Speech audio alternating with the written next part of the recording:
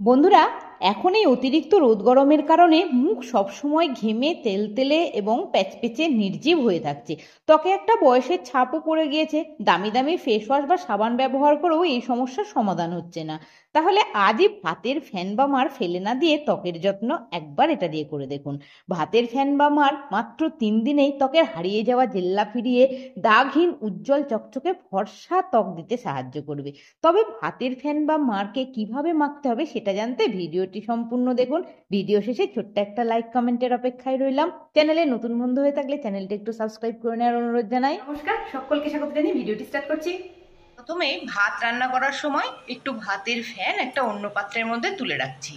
এখন যে ভাতের ফ্যান বা মাঠটাকে বাটির মধ্যে তুলে রেখেছিলাম সেই মাঠটাকে একটা অন্য পাত্রের মধ্যে 3 চামচ পরিমাণ নিয়ে নিচ্ছি। ভাতের ফ্যানের মধ্যে থাকা antioxidant, vitamin, mineral, antibacterial property যা ত্বকের সব ধরনের ক্ষত রিপেয়ার করে, রোদে পোড়া কালচে দাগ দূর করে, বলিরেখা দাগ কমিয়ে, ত্বককে টান টান করে ত্বকের টেক্সচার উন্নত করে তুলতে সাহায্য করে। আমি ক্লিনজার রূপে ব্যবহার করব। এটার মধ্যে দিয়ে দিচ্ছি 1 চামচ পরিমাণ বেসন। বেসন ত্বকের এক্সফোলিয়েটার রূপে কাজ করে, ত্বকের মৃতকোষ দূর করে, ত্বকে জমে থাকা ময়লা দূর করে, ত্বককে ক্লিন করে তুলতে সাহায্য করে। এখানে অ্যাড করে দিতে হবে অল্প পরিমাণ হলুদ। আপনাদের কাছে কাস্তুরি হলুদ থাকলে 1/2 চামচ ব্যবহার করবেন। আমি এখানে রান্নার হলুদ 1 পিঞ্চ মতন ব্যবহার করছি।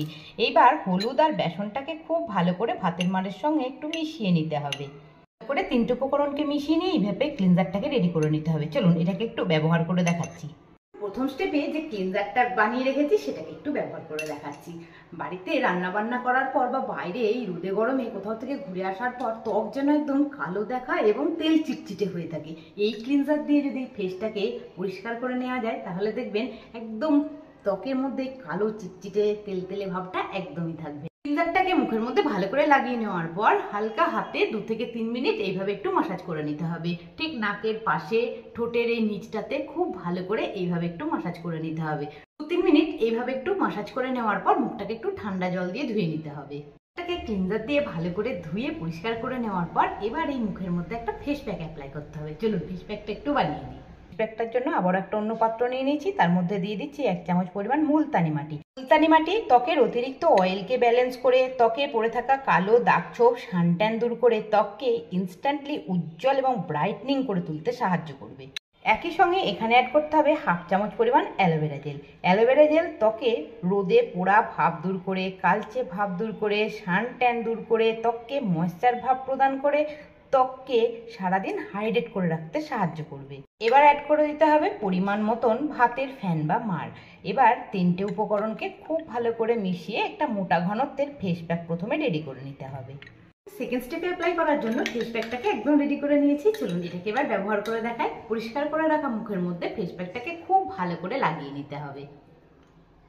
এইভাবে মুখের মধ্যে ফেস প্যাকটাকে লাগিয়ে নেওয়ার পর 10 মিনিট পর্যন্ত রেখে দিতে হবে। 10 মিনিট পর যখন ফেস প্যাকটা হালকা হালকা একটু ড্রাই হয়ে আসবে তখন যে ভাতের ফ্যানটা অবশিষ্ট রয়ে গেছিল সেই ভাতের ফ্যানটাকে খুব ভালো করে ফেস প্যাকের মধ্যে এভাবে লাগিয়ে নিতে হবে। তারপর 2 হাতের ফিঙ্গার টিপসের সাহায্যে খুব ভালো করে ফেস প্যাকটাকে 2-3 মিনিট মুখের মধ্যে এইভাবে একটু মাসাজ করে নিতে হবে। 2-3 মিনিট মাসাজ করে নেওয়ার পর আমি আপনাদেরকে একটু ইনস্ট্যান্ট রেজাল্টটা দেখাচ্ছি। দেখুন, দেখলে আপনারা নিশ্চয়ই বুঝতে পারছেন ত্বকের মধ্যে কতখানি আগের থেকে উজ্জ্বলতা ফিরে এসেছে। মুখটাকে ভালো করে ঠান্ডা জল দিয়ে ধুয়ে পরিষ্কার করে নিচ্ছি। থার্ড স্টেপে মুখটাকে ভালো করে ঠান্ডা জল দিয়ে ধুয়ে পরিষ্কার করে নেওয়ার পর বাড়িতে আপনারা যে টোনার ইউজ করেন অথবা গোলাপ জল থাকলে সেই গোলাপ জল হালকা করে একটু লাগিয়ে দেবেন বা টোনারটাকে একটু এইভাবে স্প্রে করে নেবেন। আশা করছি ভিডিওটি ভালো লেগেছে। সকলকে ধন্যবাদ জানিয়ে ভিডিওটি শেষ করছি। আবার দেখা হবে নেক্সট দিন নতুন একটি ভিডিওর সঙ্গে। সকলে ভালো থাকবেন, সুস্থ থাকবেন, আমার সাথে থাকবেন। টাটা।